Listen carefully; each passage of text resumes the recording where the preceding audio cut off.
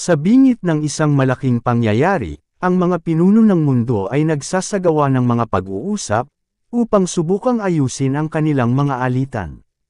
Katulad ng digmaan sa taripa, mga problemang pang-ekonomiya, at ang pagtaas ng tensyon, sa pagitan ng mga bansa. At naririnig natin ang mga bulong at balita ng mga paparating pang digmaan. Napakaraming mga balita, na nagpapakita ng takot, sa ikatlong digmaang pandaigdig na abot tanaw. At saka, mayroong paglitaw ng mga huwad na Mesiyas. I am Abdullah, the successor of Imam al-Mahdi alayhi salam, the successor of the Comforter Ahmad, the successor of Simon Peter, the successor of Muhammad, the successor of Jesus Christ. I am the... Sinasabi sa Mateo Kapitulo 24, talata 24 ang ganito. Sapagkat lalit awang mga huwad na Mesiyas at mga huwad na propeta, at gagawa sila ng mga dakilang tanda at kababalaghan upang iligaong maaari, maging ang mga hinirang. Sa ikalawang Pedro, Kabanata 3, talata 3 at sinabi ang ganito.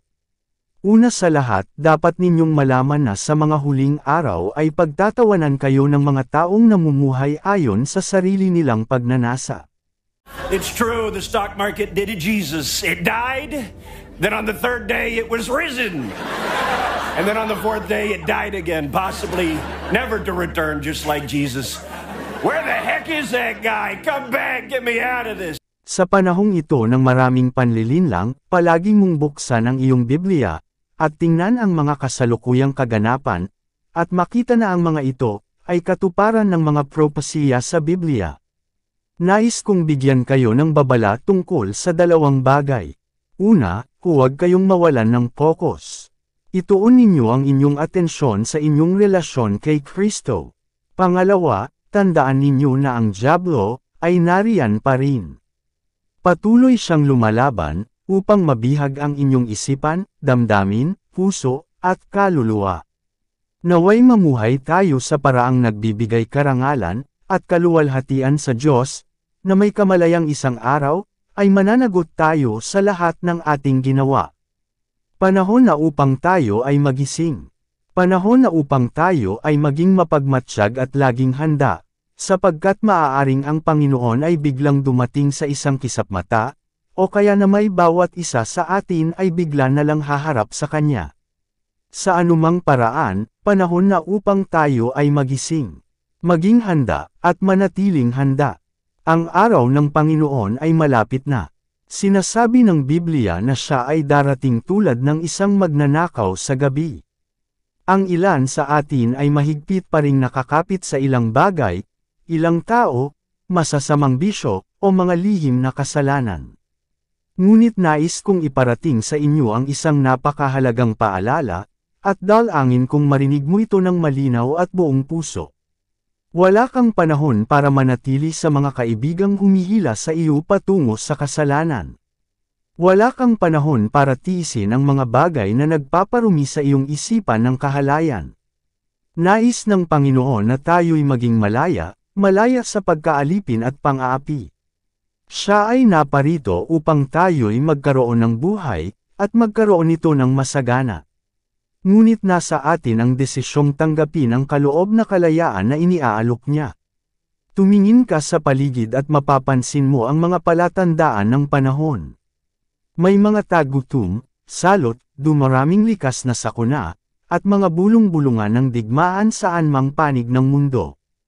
Ang mga huling propesiya ng Biblia ay natutupad sa ating harapan.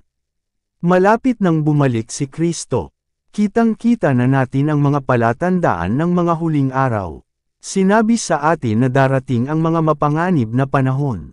Magkakaroon ng tagutom, salot, at mga bulong-bulungan ng digmaan. Ngunit alam mo ba na maging ang mga manunuya ay palatandaan ng mga huling araw? Ang mga taong nagdududa sa muling pagbabalik ng Panginoon ay tanda rin ng mga huling araw. Nais ko ring ituro ang sinasabi sa ikalawang Pedro Kapitulo 3 versikulo 3 hanggang 4 na ganito. Dapat ninyong malaman muna na sa mga huling araw ay darating ang mga manunuya na lumalakad ayon sa sarili nilang masamang pagnanasa. Kanilang sasabihin, nasaan ang katuparan ng pangako ng kanyang pagparito? Ito ay sapagkat natulog na ang ating mga ninuno ngunit ang lahat ay nananatili pa rin gayon simula pa ng paglalalang. Ilang manunuya na ba ang mayroon tayo sa panahong ito? Mga taong gumawa ng kaabangan at kapalaluan, iniisip nilang sila ay matatalino. Sa katunayan, sinisikap nilang mga tuwiran laban sa Biblia. Sapagkat, gaya ng ating nabasa, ang isang manunuya ay magtatanong tungkol sa pagdating ng Panginoon. Kukwestiyonin nila ang pangakong pagbabalik ni Kristo para sa iglesia. Kukwestiyonin nila ang katotohanan ng salita ng Diyos. Gusto nilang pagdudahan mo ang salita ng Diyos. Ngunit dapat tayong manindigan laban sa mga ganitong tao. Protektahan mo ang iyong pananampalataya. Protektahan mo ang iyong sarili sa pamamagitan ng hindi pagbubukas ng iyong puso't isipan sa mga taong sadyang nagnanais kang pabagsakin. Sa halip, ituon mo ang iyong pansin sa pamumuhay ng isang buhay na dalisay at kalugod-lugod sa harapan ni Jesus. Sa katunayan, itinuturo ng Biblia kung paano tayo dapat maghanda sa pagbabalik ng Panginoon. Ayon sa 2 Pedro Kapitulo 3 versikulo 14 hanggang 15 ang ganito. Subalit ayon sa pangako ng Diyos, naghihintay tayo ng bagong langit at ng bagong lupa na paghaharian ng katwiran.